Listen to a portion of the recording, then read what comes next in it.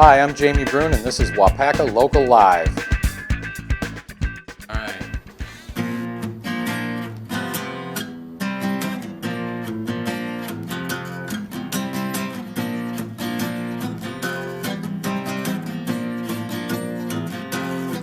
You left me standing in the corner with no place left to go but down. I guess I'll light another cigarette, maybe I'll see you around. Hearts of stone, love overthrown. Hearts of stone, they break alone.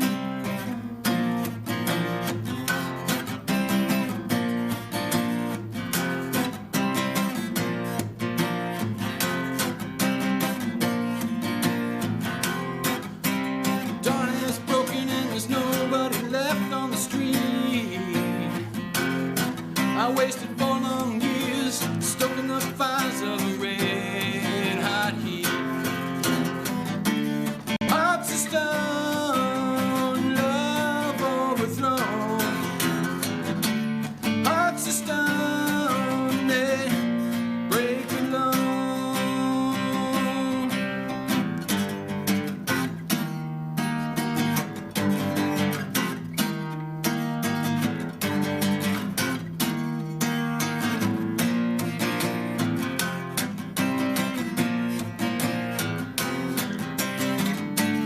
Hearts of stone.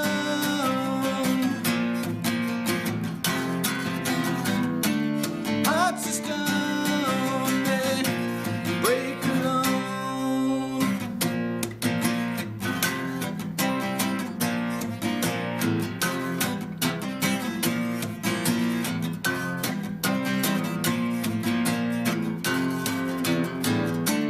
Hearts of stone, love overthrown. Hearts of stone, they break alone.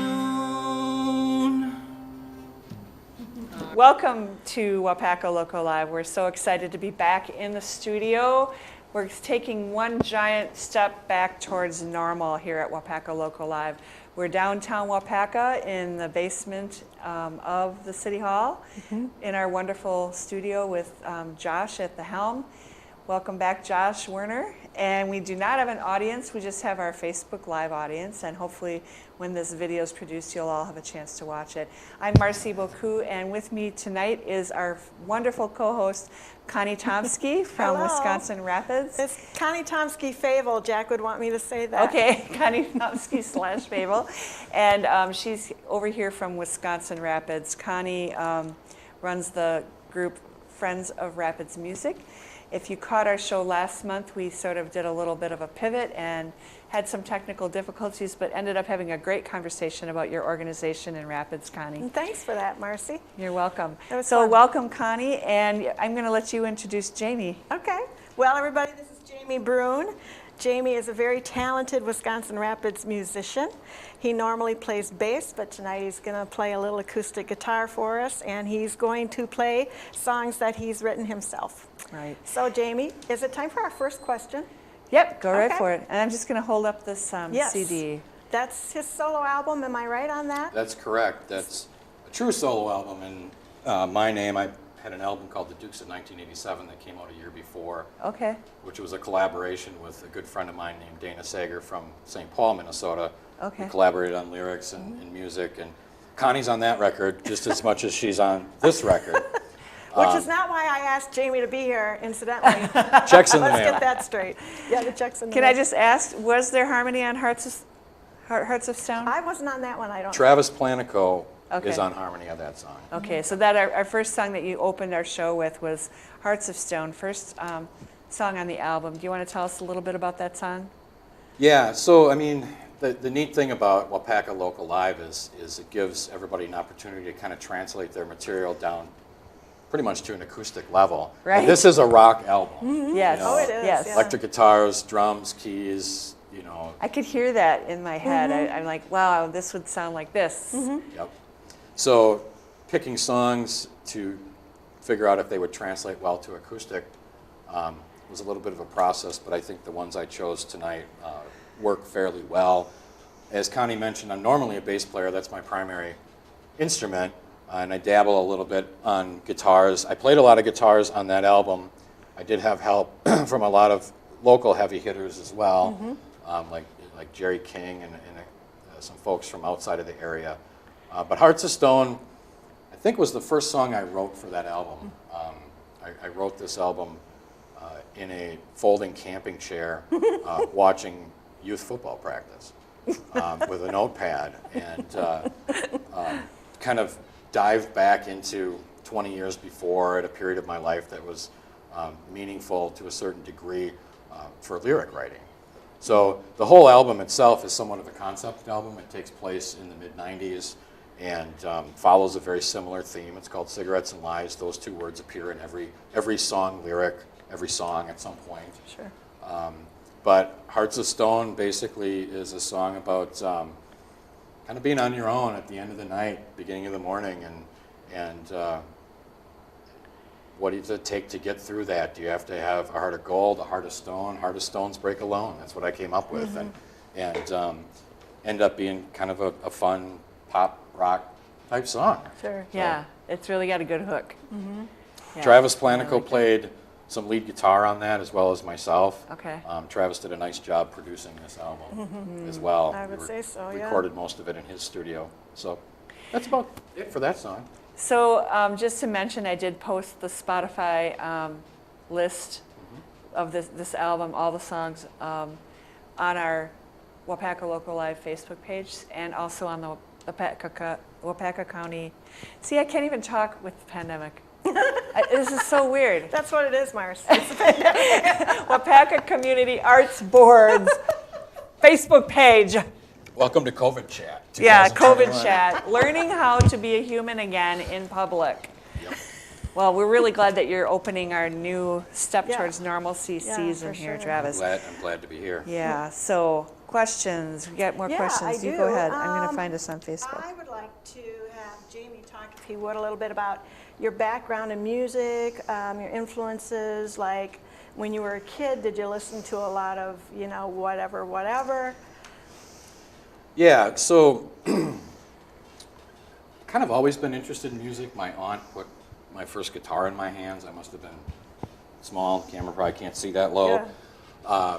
But I didn't start taking it seriously until elementary school. I started playing the viola and orchestra. Viola. And then, Viola. like every teenager, I needed an electric guitar and took one or two lessons and just kind of messed with it. But I didn't And start taking it seriously. Sorry. what Go ahead. happened is I ended up joining some makeshift bands in middle school and high school, and had fun with it. I joined a church band, and we toured in Jamaica.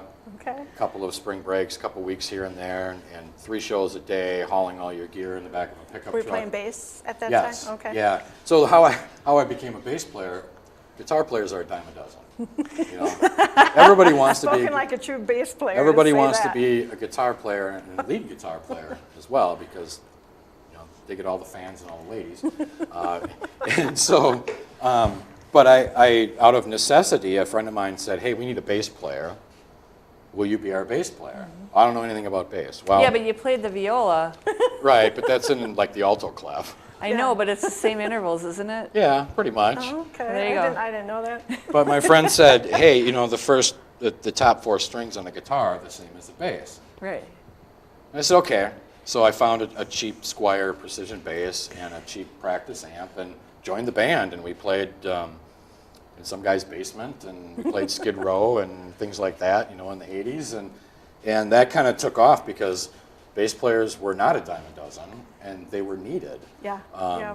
So then I joined the church band, and we toured Florida, we toured out west, we toured Jamaica, and had a blast with it. We played some really fun shows. We opened for the Kentucky Headhunters in North Platte, Nebraska. Wow. We didn't even know what we were doing. We were just told, all right, you get 4 songs, go out on stage, and there's 3,000 people in the fairground stands, and all of us are freaking out at that point because we're like 16. Yeah. Jeez. and then what I got- a charmed thing. Yeah, and then I got to college and Freshman year, I went to University of Minnesota Morris out in western Minnesota and joined the jazz band. Oh, good, yeah. And got a crash course in how to read music. And As a bass player? as a bass player. Okay. Yep. Did you do stand-up bass? I did both. Wow. Electric and stand-up. The best part about it was I had keys and access to every musical instrument I wanted, and I could get in the Fine Arts Building 24/7. Uh-huh. Oh, that's So, perfect. so one night it's like, all right, let's mess around in the piano room. You know, okay, how about the drum room? Now let's go pick from the 14 stand-up basses. And I did that for a year, was in a jazz combo there as well, and then transferred to UW Eau Claire. Got in the jazz band there, but since it was a much bigger school, I was like in the 5th jazz band. But I didn't care, I got in, I auditioned and got in. But that's kind of when my love for playing music took off. I started writing songs at that point, bad ones. But you have to write bad songs to write good songs. You got to get them out of the way. That's true. So that's kind of led me down the musical path. Influence-wise, though, growing up in Minneapolis, the classic rock station. Well, they call it classic rock now.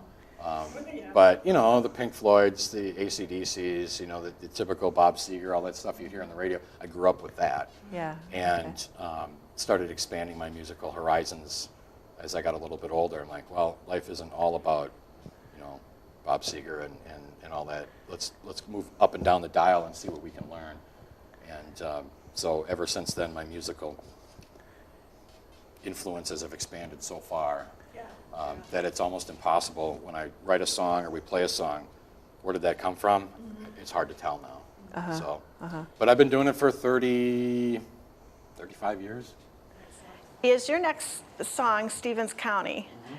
So that's a little different from Hearts of Stone, Totally. I think. And so my question is, tell me about your writing process. So do lyrics come first for you? Does the melody come first? Because, you know, I've done some reading about other songwriters, and like Paul Simon always hears rhythm first, right? And then he writes the melody over that. James Taylor hears the melody, the lyrics. The lyrics come for James first. What is it for you? Or is there It goes a certain both ways. process? I mean, before the era of iPhones and smartphones, I always used to have a little notebook or a notebook of some fashion with me in the car. You see something that's either odd or piques your interest, and you write a note. You write a note down, and you forget about it. And at some point in the future, you come back and you look through that notebook, and hey, that looks like something interesting. You pull a few words out or a phrase out, and it's something you can't force. Yeah. You know, 2 weeks later, there might be a line that runs through your mind as you're mowing the lawn or showering or whatever. Picking up dog poop. Picking up dog poop. Cleaning up cat vomit. Sure. You know, when cats eat plants, they vomit, and then you got to pick it up.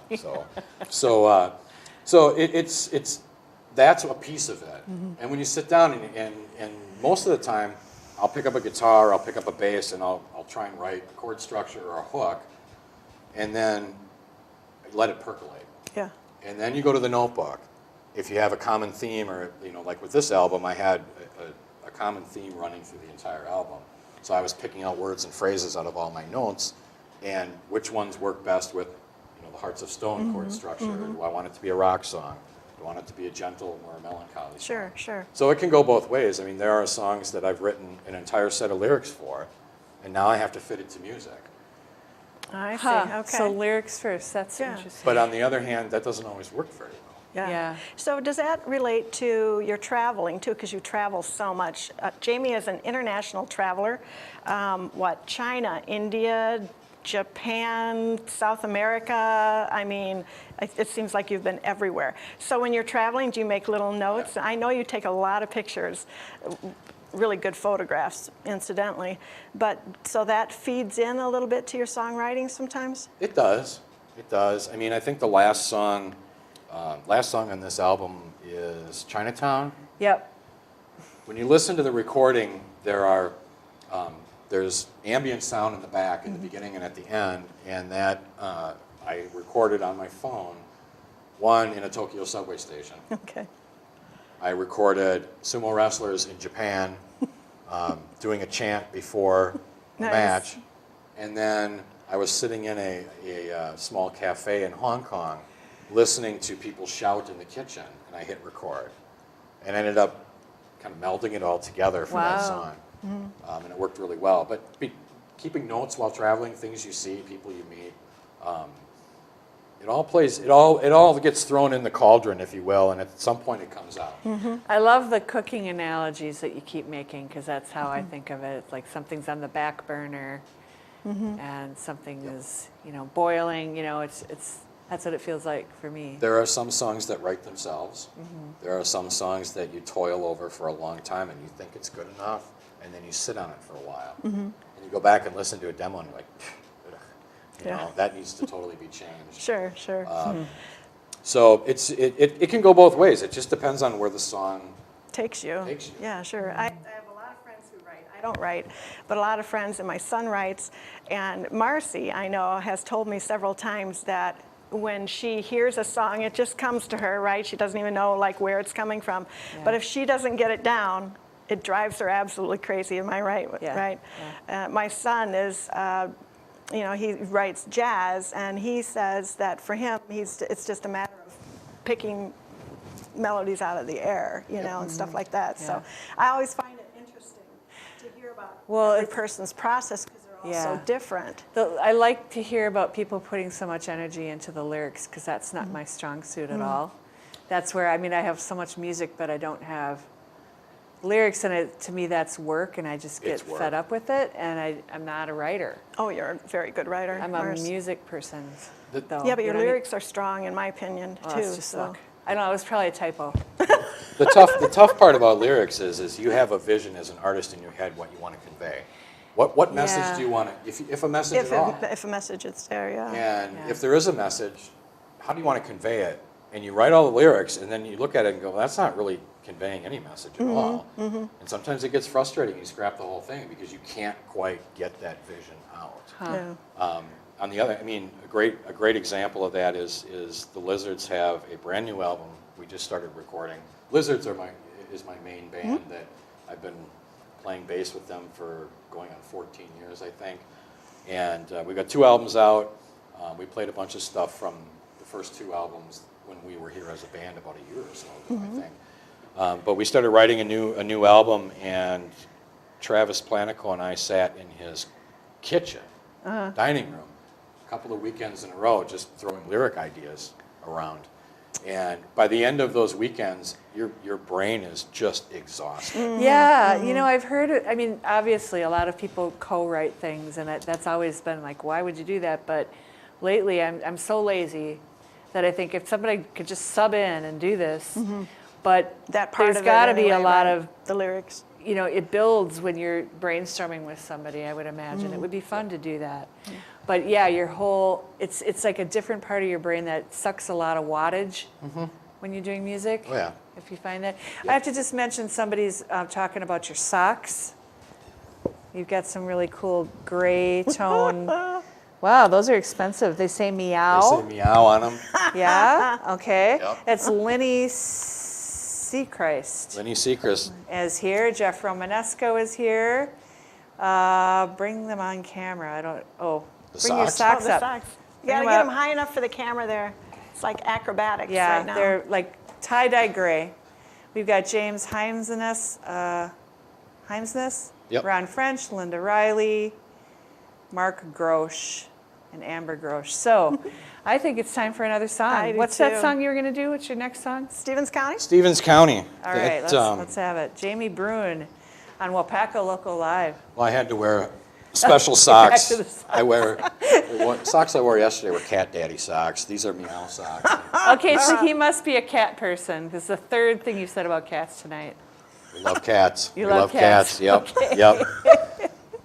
Big shout out to Amber and the cats because they're a crazy bunch. That's for sure. All right, and we're going to have some more questions in a little bit after this Yep. song.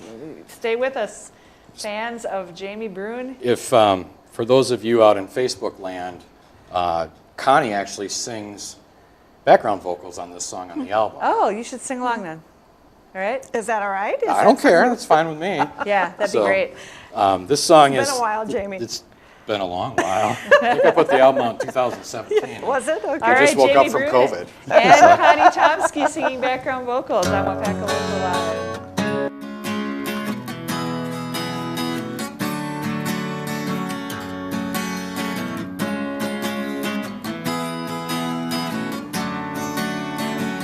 Got a message from her.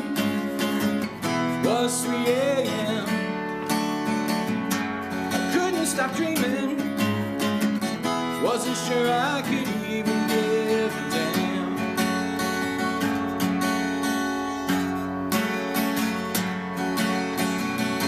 Stepped out of the building with my heart in my hand.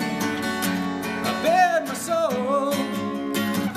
Time to leave this flat and dusty land.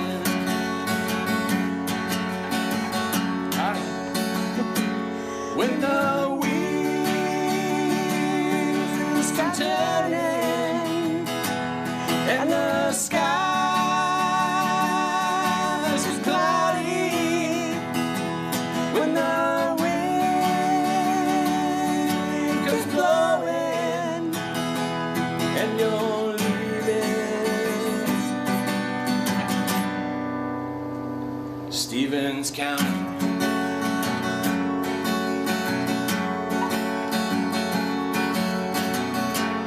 Pulled out of town, must have been 4 a.m.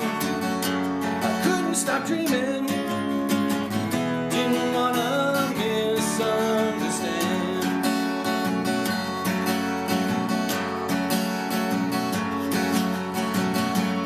Throw me away a time or two, you're bringing me back, but I was only passing through.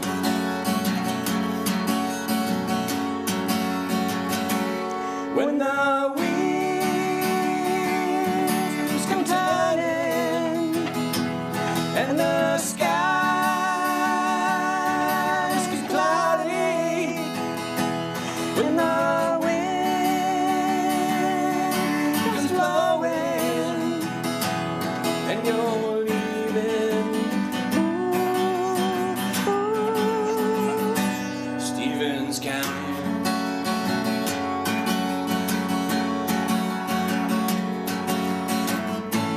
How can you see the lies you've done to me when you're hiding behind your great big sea?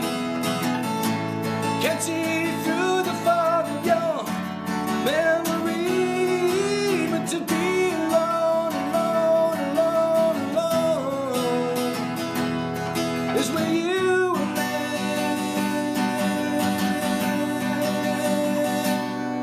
to be.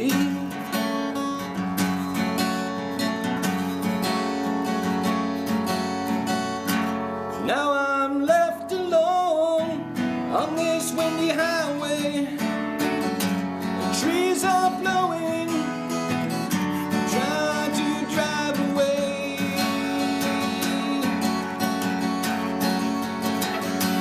When the wheels come turning and the sky is cloudy, when the wind comes blowing and you're leaving Stevens County.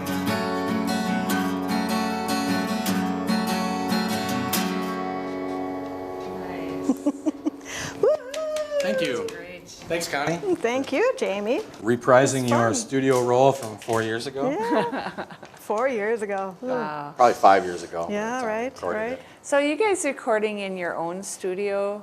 You're not going out to a different studio to do this, right? Everybody that I'm familiar with, especially in the Rapids area, all has access to their own studios or other That's what I people's heard. studios. Yeah. And there's a lot of recording going on. I mean, Jerry King, another Yeah. Rapids musician, is probably, I'm probably wrong with this number, but in the last year has been on or recorded parts of 12 albums. Wow. Yeah. And he does studio work internationally. Jerry and his wife Michelle are on this album. He's got the Cloud Over Jupiter Yep, project. yep. And just a ton of interesting original music coming out of his studio. Travis Planico, where the Lizards are recording the new album, has got Red Carpet Studios. Lizards have a studio. Milo's got his own little studio. Mark's got his own little studio. There's a guy named John Banta out in Saratoga, has a really great studio. So why is there such a conglomeration of musicians in Wisconsin Rapids is my question. I may have asked this before, but it's so weird. I don't know. It's really cool, and it seems like you all know each other and you all support each other and For plan. many years, there was always a lot of bands out playing. A lot of clubs supported live music, and initially they didn't support original live music. And little by little, bands have started to break through. I mean, the Commissioners have a couple albums out, Funkyard Dealers, Yep. and they're all, the Lizards, we do a 4-hour show. We might mix in 8 or 10 originals in there. We don't overdo it, but we mix it up, and people dig it, and they request it. I mean, one of the best times for us, we were playing at the intermission in Wausau, and we played one song off the first album, and somebody came up to us on set break, and they're like, "I'm trying to Google these lyrics. What band does this song?" It's like, That's us. cool. It's That us. must have been a cool moment. yeah. I've got a question from one of your fans, Travis Plantico. Ah, My question is, how much of an influence is Steve Bruhl? Steve Bruhl. Steve has a show called Check It Out, Okay. and he picks a different topic, and each show, and the fun one was when he went to a music store and he tried to play trumpet the wrong way. And he's a pretty big influence. He's on the Lizards webpage too. Is he? Yeah. So is he a comedian? Or? John C. Reilly plays Steve Bruhl. Okay. He was that's in funny. Walk Hard. With, Sure, yeah. sure, yeah. Wow.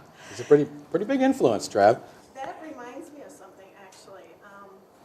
I think a lot of people, if they know that you have really some cool connections in the music world, they would like to know how you did that, because let me just read a little bit of the people that you've worked with, that have worked with some of the albums that you've either been on or produced or something like that. Rick Parnell from Spinal Tap, Joe Bouchard from Blue Oyster Cult, Chris Pinnock from Chicago, Rabbit Bundrick from The Who, Pete Townsend from The Who, Bob Marley, and Richie Castellano from Blue Oyster Cult. So you're pretty well connected, Jamie. How do you do that? Not really. It's about asking the question. So, Rabbit Bundrick is a great example. Everybody in Facebook land or in the virtual audience has heard albums that he's played on. I mean, he was on Bob Marley albums in the 70s. He played on, like with Paul Rogers and Free and The Who. I mean, he was The Who and Pete Townsend's main keyboard player, studio and stage, for decades. And I needed a keyboard part, and reached out to him. I was familiar with them.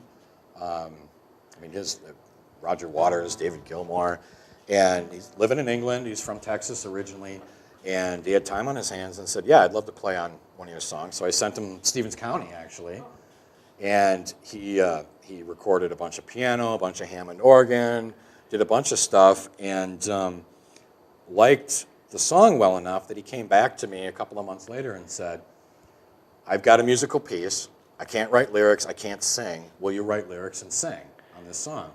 So him and I and a gentleman from the Netherlands co-wrote this song together, and I recorded it in a studio here. He did all his parts in England.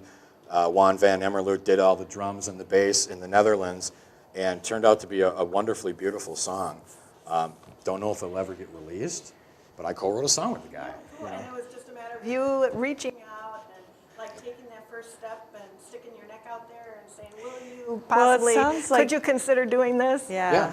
You sound like you're that kind of a person, though. Like you travel all over the world, and that takes a certain kind of person to go out of the normal kind of go out of your shell a little further than the next person. What do you got to lose? It probably doesn't seem like anything to you, but The one that got it started was sitting across the table from Buck Dharma from Blue Oyster Cult, who was a musical hero of mine for decades. And what circumstance led you to be sitting across the table from Buck Dharma? He comped us tickets to see Blue Oyster Cult in Kansas at the casino in Baraboo, and Blue Oyster Cult opened, and then when Kansas went on, everybody went to the bar with the band, you know? and Lizards were recording their first album, and we just threw it out there. I sat across the table from him. I said, Buck, Lizards are working on a new record. Do you want to play on it? I want to help. He goes, sure. Send me a couple songs. Send him a couple songs, and a while later, you know, he's sending tracks back, and he ended up co-producing and mixing a couple songs on our first album. And same with Richie Castellano from Blue Oyster Cult, who's a marvelous, marvelous musician, and everybody in that band is super nice. And it's just, you know, it leads things down a path you never imagined. Sure. You know, it's like I tell people, you know, 35 plus years ago, I'm plugging in a boombox in my backyard in a tent, cranking Blue Oyster Cult as a kid, and all these years later, the guy's on your record, and we've all maintained friendships ever since. it's such an amazing story. I remember you told that when the Lizards were on the show, Yep. maybe like 2 years ago already. Yep. And then there was a story about recording in Apple Studios in London. Yeah, so that we took that album, and Mark Larson and I ended up in London at Abbey Road Studios. Was this Eyeblinder? Yeah, that was Eyeblinder, and got to spend part of the day at Abbey Road, and we met up with Blue Oyster Cult's former and current bass player Danny Miranda, who was touring with Meatloaf at the time, and we took him to Abbey Road with us, and you know we got to hang out in the Pink Floyd studio and the Beatles studio, and then Danny took us to see the Meatloaf show at the O2 that next night. Oh my Got to hang out gosh. with. And that's got a BOC connection as well, because the drummer for Meatloaf, John Michelli, was also in BOC at one point in their past as well. And Brian May from Queen showed up. Oh, and, really? yeah, and Clapton was rumored to be around. We never saw him. But you never know where these paths are going to lead you. And it's just, you know, anybody in the audience that's an aspiring musician, do not be afraid to ask the question. The worst that can happen is somebody's going to tell you no. Yeah, And you might end up making lifelong friends out of it. that's So, amazing. This guy's got the greatest stories. We're so happy to have you on. We've got Michael Clark listening. He says, "You go, man." He loves it. Donna Bublitz Roberts is watching. Okay. Jill Marie Jansen, Erica Crone.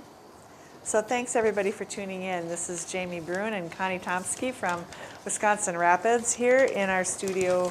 We are live in the studio, one big giant step towards normality. We are wearing our masks when we're not sitting in these chairs. Connie and I are fully vaccinated. So we're feeling pretty safe and pretty happy that things are progressing. Hoping that everybody stays safe, gets vaccinated, and keeps wearing their masks till we get through this. Get close. All right, we're getting close, right? Yep. Jamie, so what's our next song going to be? It's called Just Another Day, and that's got a Blue Oyster Cult connection. Joe Bouchard, original bass player from Blue Oyster Cult, putting out a ton of new music on his own by himself and with his brother Albert Bouchard, again, part of the Blue Oyster Cult circle that's never ending. And as I was working through this solo album, I needed a guitar solo. And so I sent a message to Joe, and he said, yeah, I'd love to do it. I didn't hear anything for a couple of weeks. And all of a sudden, out of the blue, I get an email with an MP3. And he said, I really love this song, but I think it needs to be sped up a little bit. So I went and recreated your whole song, put it to a drum machine, sped it up a little bit, played all the guitars on it, the bass, the keyboards. He completely recreated the song for me, and I loved it. So we had to take his tracks, and Travis Planico put down drum tracks on it, and then sent it to another friend named Pete Brown out in Pennsylvania. He's a musician and vintage guitar writer and interviewer. And he was a big fan of Joe's. He's like, I'd love to play on a track with Joe. So Pete ended up doing harmony lead guitar on it. But Joe did a real nice job with the song, and him and I have maintained communication ever since. And so the Blue Oyster Cult connection just keeps weaving its way That's amazing. through. So you just, like I said, you never know. You ask the question, and somebody takes your song and makes it something even better than you thought it was. So what is this song going to be? Just Another Day. Just Another Day. Yep, track Jamie 4. Bruhn on Waupaca Local Live.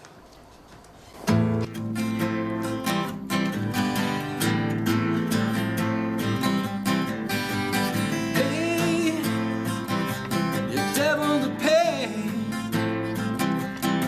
You're gonna stay just another day. I said, hey, you got the devil to pay. Are you gonna stay another day? Spend my nights in a haze. Might be a passing phase. Walking on coals, falling in holes, waking up in a daze. Last thing I wanna do is wake up alone. Feels like deja vu.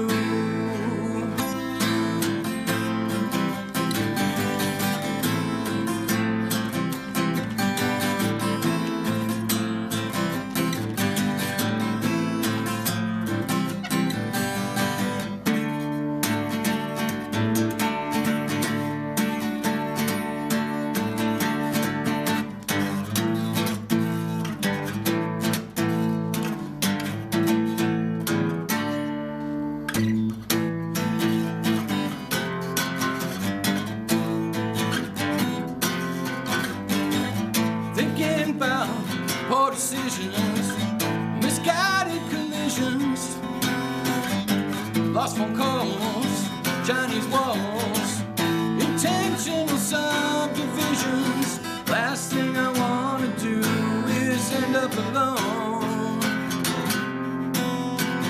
Feels like deja vu. Lies are gonna get you, stories you can stick to. Time is like a tattoo, doesn't always fit you. Yes, it does.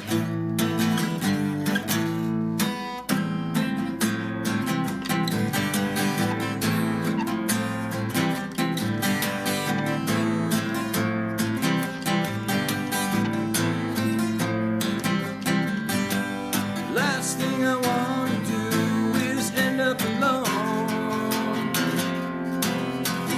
Feels like deja vu. Hey, you got the devil to pay. Are you gonna stay another day? I said, hey, get the devil to pay. You're gonna stay another day.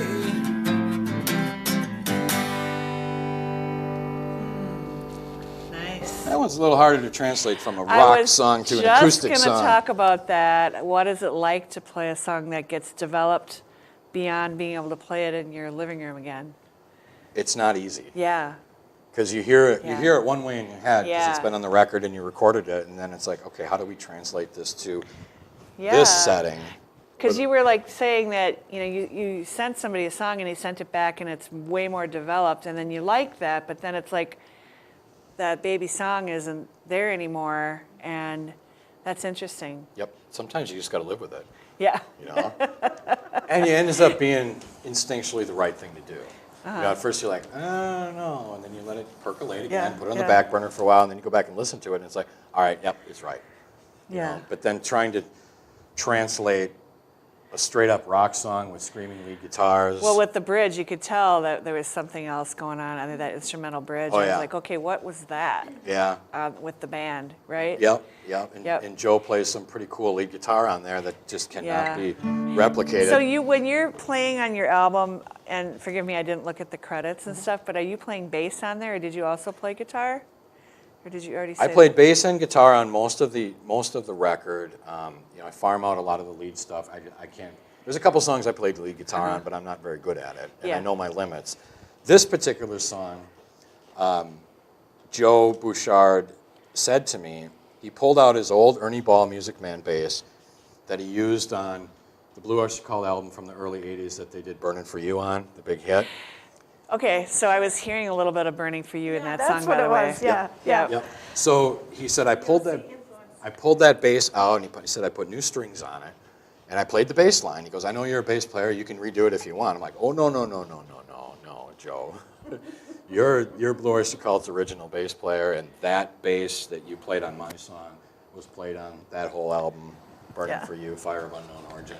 That's staying on there. I'm more That's than so happy. funny that you said that, because when I listened to that song prior to the show, I'm like, isn't this part of a Blue Oyster Cult song? And now you're giving me the whole backstory. And Joe put keyboards on it. Hilarious. And we ended the song on the record. So he literally put his bass line in your song. Totally. That's a little weird, isn't it? It's great. I mean, it's cool, but it's like, I never would have guessed that. I mean, the first thing you're going to think is, well, did he realize he was lifting that bass line out of another song? He probably didn't realize it. It's his bass line. But actually, the guy who wrote it put it in your song. That is so funny. Yep.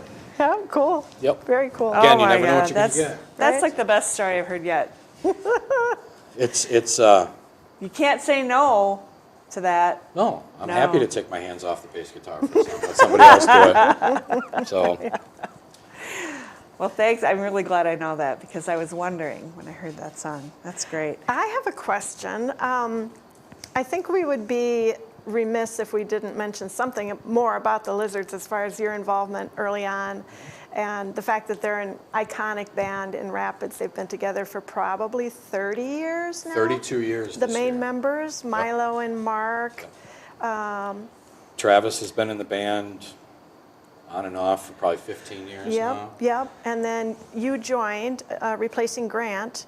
I'm still keeping And the seat warm for Grant. Mike Meyer. Clark is on the guitar now, and Jeff Goss used to play guitar. So you and I were chatting just before our show here about the new album that's underway with the Lizards right now. And you mentioned how it's kind of turning into this homage, more or less, to Jeff Goss. And I know a lot of people out there know Jeff. Tell us just a little bit more about that, and then we can hear another song from you, I think. We have one more, sadly, only one more song. Yeah. You're probably thankful. But let's hear the story. No, this has been great. Jeff was a monster in the music scene in He Rapids certainly was. for years, and in Madison and in the Fox Valley. And I actually met Jeff 20 plus years ago at a bar in Madison, seeing Albert Bouchard from Blue Oyster Cult play with the Brain Surgeons. The same place. That's how you met Jeff? That's how I met Jeff. I didn't know that Yes, story. yes. That's awesome. And Mark, who's watching on Facebook Live, I met him that night too. And so got to know Jeff and saw him here and there in between. And when I got back into the music scene so many years ago, the Recliners, I was filling in with the Recliners, and it was at the Lizard Studio. That's Jeff, another Rapids band, by the way. Yep. And Jeff walks in, and we kind of look at each other like, hey, I haven't seen you in a couple of years. What's going on? He was back living in Rapids.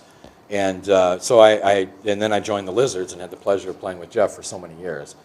Wonderful musical influence. The guy could write. He could lead a band. He was a band leader. Yep. And sadly, we lost him a while back. Last year. Exactly. And when we started writing this album, I mean, it's our first record without Jeff. And, Oh, wow. And Mike Clark has been in the band 3 years. And we wrote the music together as a group. I mean, it was a very collaborative effort.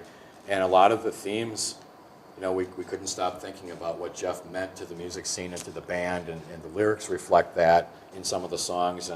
And some very moving moments throughout this new album that really are a tip of the hat to Jeff and all that he's done for the music scene. That's so cool. I So- can't wait till that comes out, too. Yep. Do you have And an estimated time that's going to be? we just started recording You just basic started tracks it? last weekend. So Okay. So when you're in the studio recording, are you writing at the same time, or you've already done that, you've rehearsed, you're going in?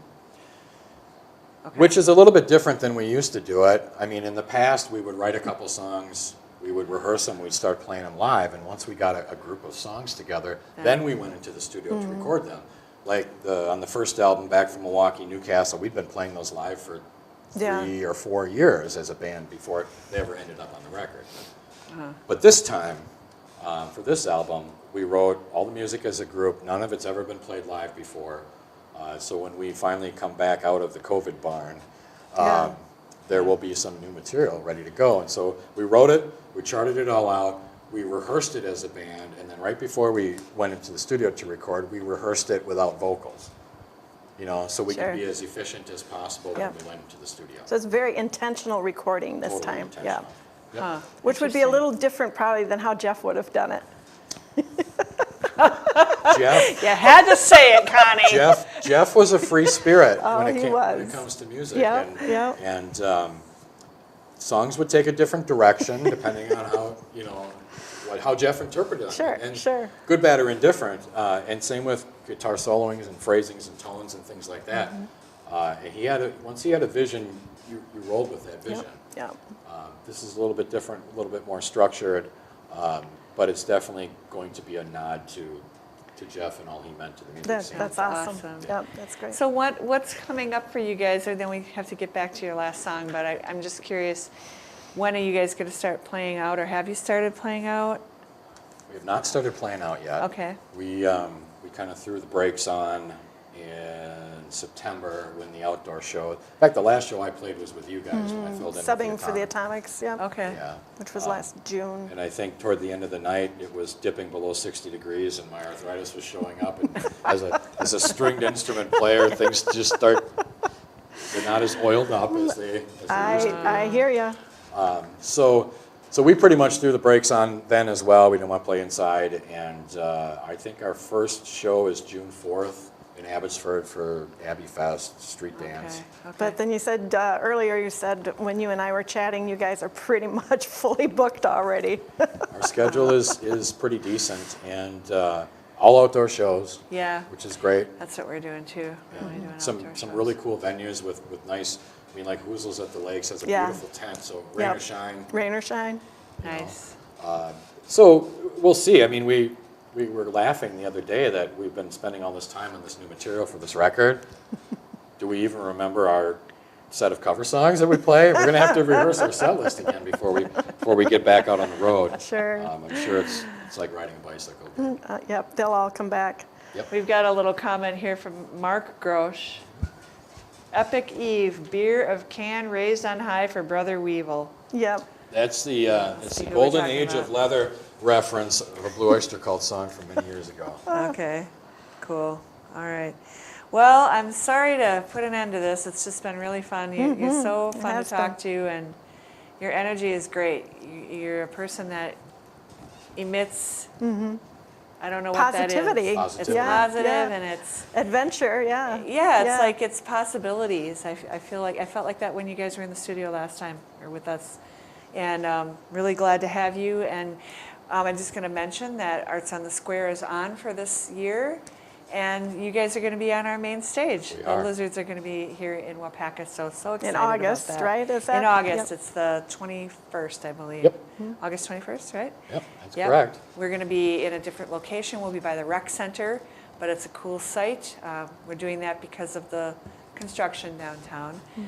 But pretty excited to get together and That's you know, always a safe fun way time, by and- the way. I've been to Arts on the Square here many times, and Marcy books really good bands. well, we've got a really great person actually booking the music. Steve Lagkey is actually our music director right Nice. now for He our hunted us festivals. down after the Lizards were After the here. Lizards were here, so it's been a long time coming. So looking forward to that, and make sure you plan to spend the day. If you can, you'll probably have another gig that night. You'll have to probably leave. God. We're getting too old for those Yeah, the double two double gigs yeah. anymore. double gigs. I know what you mean. Especially in the heart of the summer. Yeah. We run our own sound and carry all the stuff in the trailer and load in, load out. Yep. Yeah, If it's 90 degrees and humid as heck, done. we're not 20 anymore. Done. you know? Right. Yeah. So- What's our last song going to be, Jamie? Last one is actually not on the solo record. Oh, okay. It is a brand new original Oh, yay. that I put together, and it's never been played before. Wow, first time for everything. First time for everything. Well, we're honored. So hopefully it turns out okay. It's like when you write a new song, it's like sending your baby off to daycare Yes. for the first time. Yes, it so the is. whole world can see your baby. So it's always a little nerve-wracking, but fun. So. All right, well, we're on it. I just want to mention, where can we get your album and where can we find you? So if you're digitally driven, you can go on Spotify. Correct. It's on Spotify. Just look up my name. You'll see the album cover, Cigarettes and Lies. Amazon, I think they have some CD copies left. MP3s you can get from Amazon. Okay. If you're an iTunes person, totally download it from iTunes.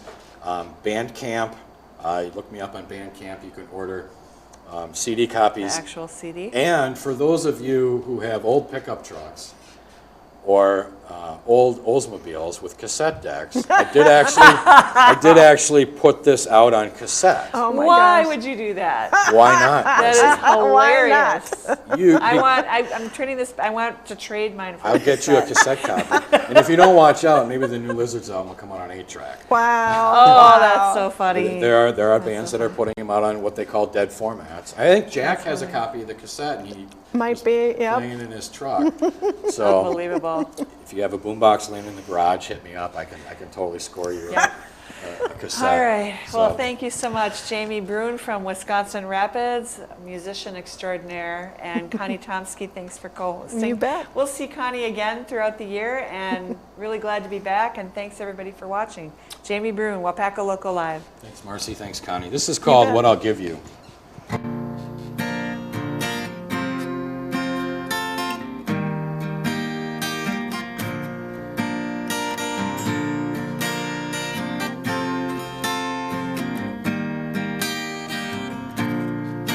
When I walked around the corner, had no reason to suspect there would be somebody there my heart would never forget. Walked along the rocky path, made plans for the afternoon. Holding hands wasn't in the cards, but we were doing that real soon.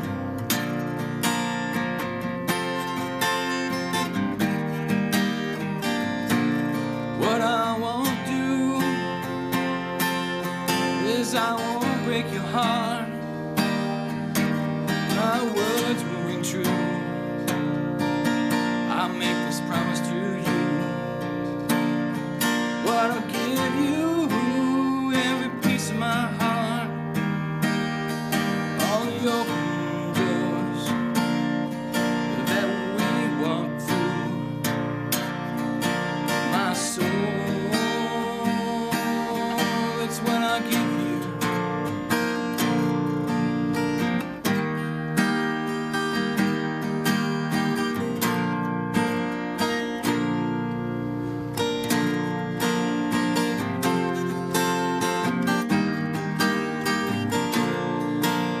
Can't count all the kisses, can't count all the laughs, count all the others, you're my better half.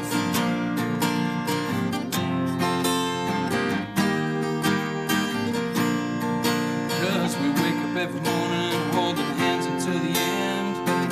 Look into your eyes, I know you're my best friend, oh yeah.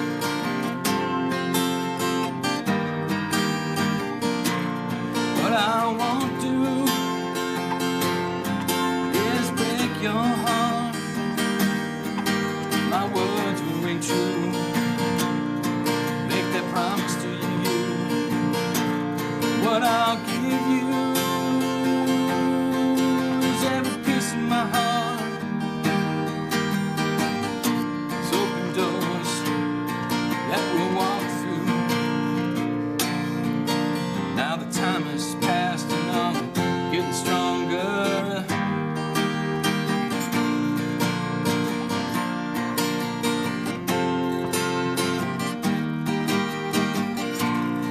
Now there's more to the story, there simply ain't enough. No matter what we time, it will never be enough.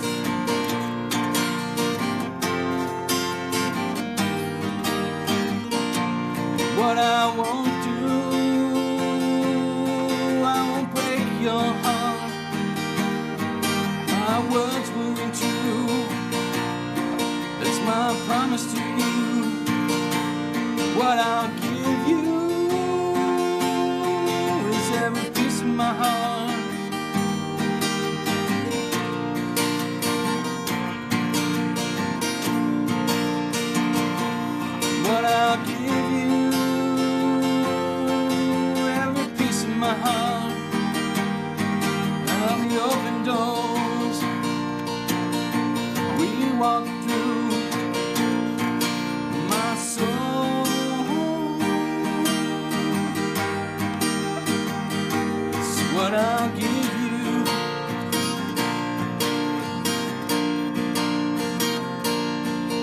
soul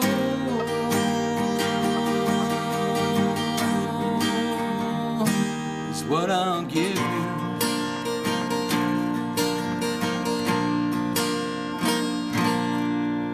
Yay. The birth of a song. First time through. Nice.